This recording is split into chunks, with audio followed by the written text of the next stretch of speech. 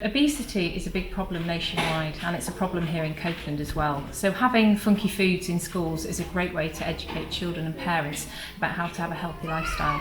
It's so easy for schools to use and covers everything from a healthy diet to exercise, mental health and dental hygiene.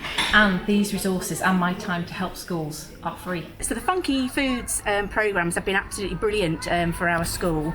It's raised awareness for all the children about healthy lifestyles, how to keep fit and how to eat healthily.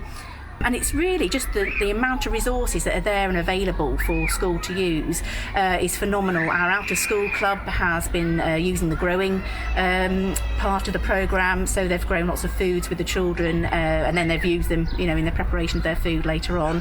And it is really, really useful. We've been using the programme for 2 years now, and it's been going really well. The children are engaged in the programme, and it's run from reception up to year 6. Every half term we use the whole school focuses from the website to deliver our key message for that term, and then within our classes we use it to maybe do a poster competition, or we have ingredients to make the recipes from, just learning more about those specific topics like your drinks or the Strive for 5.